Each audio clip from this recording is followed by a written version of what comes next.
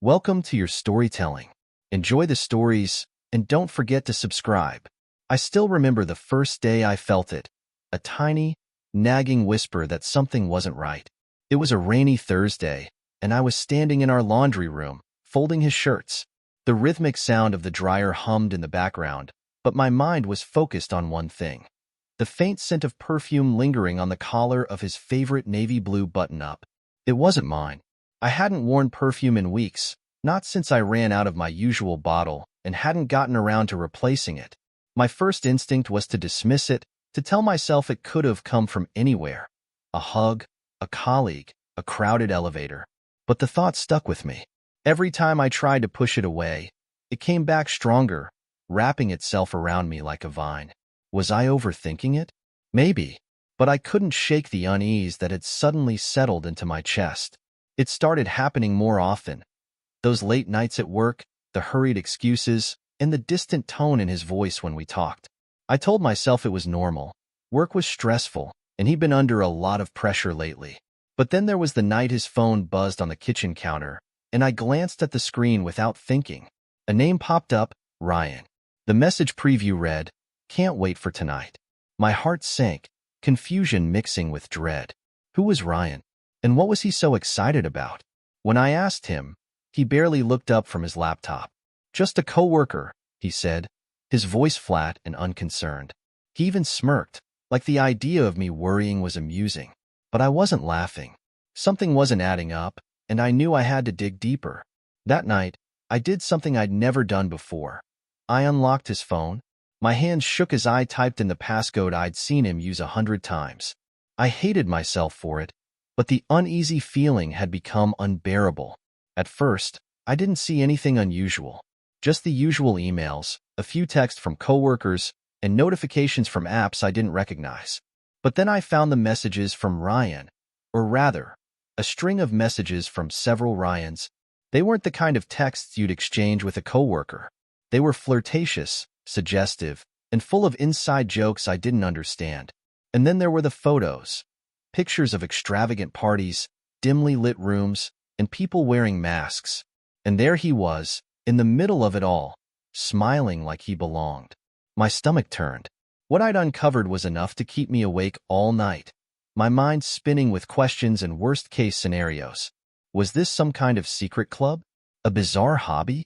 Or something darker? The next morning, I confronted him. I held up his phone, my voice trembling as I asked, "What is this?" He barely glanced at the screen before letting out a nervous laugh. "It's just a joke," he said, brushing it off like it was nothing. "Some of the guys at work have this group. We mess around, that's all." But his explanation didn't match the intensity of what I'd seen. The laughter in the photos wasn't innocent, and the words in those messages weren't jokes. I didn't believe him, but I wasn't ready to face the truth yet. The following days were tense. Every time I looked at him, I felt like I was staring at a stranger. I tried to act normal, but the doubts gnawed at me constantly. Finally, I couldn't take it anymore. One evening, after dinner, I cornered him in the living room. "I know you're hiding something," I said, my voice firmer than I felt. He sighed, rubbing his temples like I was giving him a headache. "You're imagining things," he said, but there was a flicker of panic in his eyes. I pressed on, telling him I'd seen the messages and the photos. That was when his calm facade cracked. "You don't understand," he said, his voice shaking. "It's not what it looks like." But he didn't explain what it actually was, leaving me with more questions than answers. I couldn't live like this anymore. Walking on eggshells, questioning everything, losing sleep over the man I thought I knew. I needed the truth, even if it shattered me. That's when I decided to hire Elena, a private investigator who came highly recommended. She was sharp, no nonsense, and had this uncanny ability to put me at ease while simultaneously making me feel like I was in an episode of some high-stakes crime drama. I handed her every detail I had: his schedule, his habits, the strange texts, and the photos. Elena didn't ask unnecessary questions. She simply nodded and said, "Give me a week." A week felt like an eternity, but I knew I had no other choice. I was desperate for answers. When Elena called me 7 days later, her voice was calm, but I could hear the weight of what she was about to tell me. We met in a quiet cafe, far from my neighborhood, where no one would recognize me. She slid an envelope across the table, her expression unreadable. "Your husband isn't who you think he is," she began. I opened the envelope with trembling hands. Inside were photos. Him at lavish parties surrounded by strangers, his arm around men and women I didn't recognize. Some were wearing masks. Others weren't. There were transaction records, too, payments made from an account I didn't know existed. "He's been attending these underground events for years," Elena explained. "And he's not just a guest. He's part of the entertainment." I didn't speak for a long time. I just stared at the photos, my mind struggling to process what I was seeing. My husband, my sweet, dependable husband, was a paid escort. He wasn't just attending these parties. He was at the center of them. The evidence was undeniable. Text messages setting up appointments, candid photos of him leaving hotels, and even a detailed schedule that Elena had pieced together. My hands shook as I clutched the envelope. "Are you sure this is him?" I whispered, my voice barely audible. Elena gave me a look that said it all. There was no mistake. The man I had built a life with had been living a double life all along. I thought the betrayal couldn't get any worse, but then Elena dropped the final bombshell. "There's one more thing," she said, pulling out a printout of our bank statements. My heart sank as I scanned the page. Thousands of dollars were missing from our joint account, money we had saved for years for a down payment on a house. "He's been using it to fund his extracurricular activities," Elena explained gently. I couldn't believe it. All our sacrifices, the weekends we stayed in instead of going out, the vacations we skipped, it had all been for nothing. He had drained our savings to bankroll his secret life. I couldn't stop thinking about those photos, the masks, the luxurious settings, the people who seemed so at ease in that world. It was like something out of a movie, but it was real. I started Googling keywords late at night, trying to understand this underground world he was a part of. What I found was both fascinating and horrifying. Exclusive events for the ultra-wealthy, where anonymity was key and anything could be bought. I kept wondering how he had gotten involved in all of this.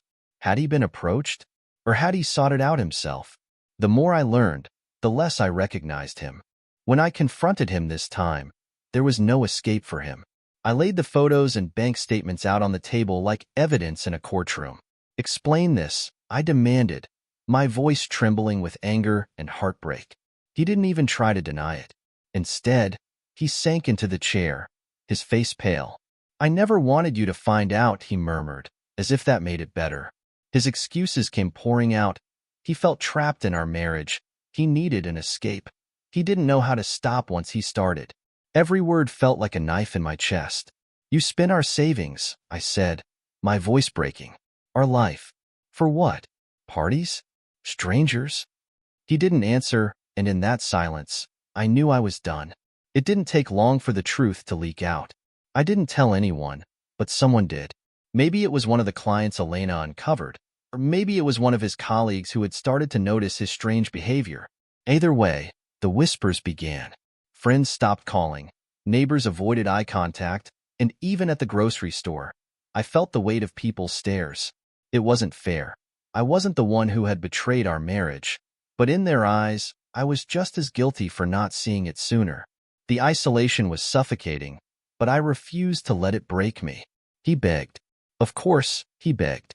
That's what people like him do when they're caught, isn't it? They don't beg because they're sorry. They beg because they're scared. He fell to his knees one night in our living room, tears streaming down his face, clutching my hands like a drowning man clutching a life raft.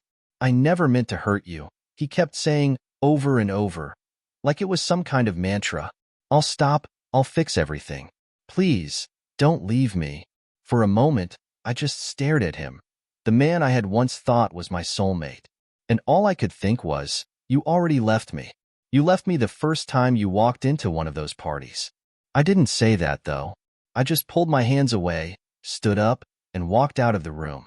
After days of silence, I told him what I needed if there was to be any chance of fixing things. "No more lies," I said, staring him straight in the eye. "No more parties, no more secrets. You cut ties with that world completely, or we're done." He nodded so quickly it almost seemed desperate, promising he'd do anything to save our marriage. But something about the way he said it felt hollow. I knew he'd agree to anything in the moment, but whether he'd follow through was a different story. Deep down, I wasn't sure if I even wanted him to. He suggested therapy. At first, I laughed at the idea. Therapy? As if sitting in a room with a stranger would undo the years of deception and betrayal. But I agreed, mostly because I wanted answers. Real answers, not the flimsy excuses he'd been giving me. The therapist, a calm, middle-aged woman with kind eyes, asked him to start at the beginning. "How did this happen?" she asked, her voice gentle but firm. What followed was a flood of confessions that left me reeling. He talked about how it started as a joke with friends, how the money was easy, how the thrill of it became addictive. Listening to him, I realized I wasn't sitting across from my husband anymore. I was sitting across from a stranger. Therapy became a twisted confessional booth. Week after week, he spilled more secrets, each one more shocking than the last. He told me about his first job, about the clients who paid him, about the thrill he felt the first time he walked into one of those parties. It was like stepping into another world, he said, almost wistfully. A world where I could be someone else. I wanted to scream at him, to shake him and demand to know why being my husband wasn't enough. But I sat there, silent, letting his words wash over me like waves on a stormy beach. The breaking point came when I discovered the loans. I was sorting through our mail one afternoon when I found an envelope from a bank I didn't recognize. Inside was a statement for a loan I'd never signed off on, one with my name on it. I confronted him that night, waving the statement in his face. "You forged my name?" I shouted, my voice cracking with fury. He tried to explain, but his excuses fell on deaf ears. This wasn't just betrayal, it was theft. He hadn't just broken my trust, he'd stolen my future. The next morning, I called a lawyer. Her name was Grace, and she was everything I needed in that moment. Strong, decisive, and utterly unflinching. I told her everything, from the perfume on his shirt to the loans in my name. She listened without interrupting, taking notes with a calm efficiency that made me feel like, for the first time in months, I was in control. "We'll get you out of this," she said, her voice steady and confident. And for the first time, I believed it. Grace didn't just take my word for it. She dug deeper, uncovering things even Elena had missed. Offshore accounts, hidden properties, and transactions that tied him to some very dangerous people. "This isn't just about parties and escorts," Grace told me during one of our meetings. "He's involved in something much bigger." Her words sent a chill down my spine. How had I been so blind? How had I lived with this man for years and never seen the darkness lurking beneath the surface? As Grace continued her investigation, the betrayal became even more expansive. It wasn't just me he had lied to. His business partners, his friends, even his family. None of them knew the full extent of his double life. And when they found out, the fallout was immediate. People started distancing themselves from him, cutting ties, pretending they'd never been close. I thought I would feel vindicated, but all I felt was exhaustion. It was like watching a building collapse in slow motion, knowing there was nothing you could do to stop it. I thought things couldn't get any worse, but they did. One evening, as I was sitting alone in the house, 2 men in suits knocked on the door. They were federal agents, here for him. He wasn't home at the time, but they left with a warning. "Tell your husband to turn himself in. It'll go easier for him if he does." When he finally came home, I told him what had happened. He didn't seem surprised. If anything, he seemed resigned, like he'd been waiting for this moment all along. The day they arrested him was surreal. I watched from the window as they led him out in handcuffs, his face pale but emotionless. The neighbors gathered outside, whispering and gawking like it was the main event of some tragic play. He didn't look at me, not once. And as the car pulled away, I felt a strange mix of relief and sadness. He was gone, but so was the man I thought I had married. The person sitting in that car was a stranger, someone who had spent years building walls of lies I never even noticed. I thought his arrest would be the end of the revelations, but I was wrong. Over the next few weeks, more secrets came to light. Grace kept uncovering pieces of his hidden life. More accounts, more debts, even aliases he had used to operate under the radar. It was like peeling back the layers of an onion, each one revealing something more rotten underneath. One night, as I sat in bed with a stack of documents Grace had sent me, I realized I didn't even know who I was mourning anymore. Was I grieving my husband, or the version of him I had invented in my head? The trial started 3 months later. I attended every single day, not because I wanted to support him, but because I needed to see it through. I needed to hear the truth spoken out loud in a courtroom, stripped of his excuses and manipulations. The prosecution painted a vivid picture of his double life, describing in excruciating detail how he had embezzled money, defrauded clients, and participated in an underground network of illicit activities. Every word felt like another nail in the coffin of our marriage. The first time I saw him in court, he looked smaller, like the weight of everything he had done had finally crushed him. He wouldn't meet my eyes, even when I sat just a few rows behind him. Part of me wanted him to look at me, to acknowledge the pain he had caused. But another part of me was glad he didn't. I didn't know what I would do if he turned around and tried to apologize. The trial was long and grueling, with witness after witness testifying to things I could barely believe. And through it all, I sat there, silent, trying to hold myself together.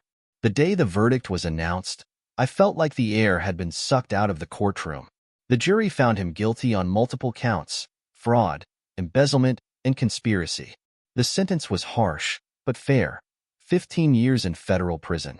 As they led him away, he finally looked at me. His eyes were filled with something I couldn't quite place: regret, sadness, or just fear. I didn't cry.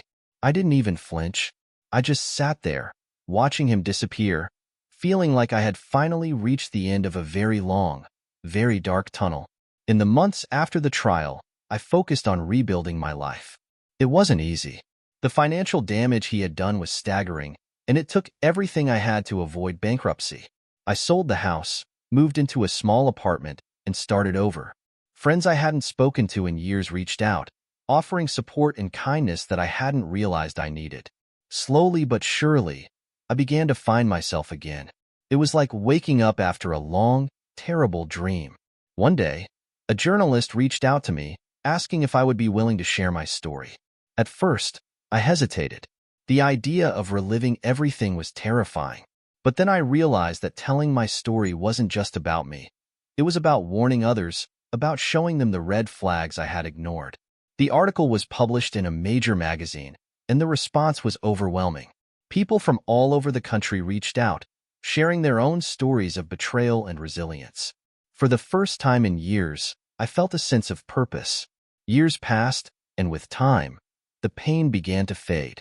I started my own business, something I had always dreamed of but never pursued because I was too busy supporting his career. I surrounded myself with people who truly cared about me, and I learned how to trust again. Slowly, but surely. One day, as I was walking through the park, I realized something that surprised me. I wasn't angry anymore. I would never forget what he had done, but I had finally let go of the bitterness. It no longer controlled me. The last time I heard from him was through a letter he sent from prison. It was long, rambling, and full of apologies I didn't need. He said he had found God, that he was a changed man, that he hoped I could forgive him. I read it once, then folded it up and tucked it into a drawer. Forgiveness wasn't about him. It was about me, and I had already forgiven him, not for his sake, but for mine. I didn't need his letter to move on. I had already closed that chapter of my life, and I was ready to write a new one where I was finally free.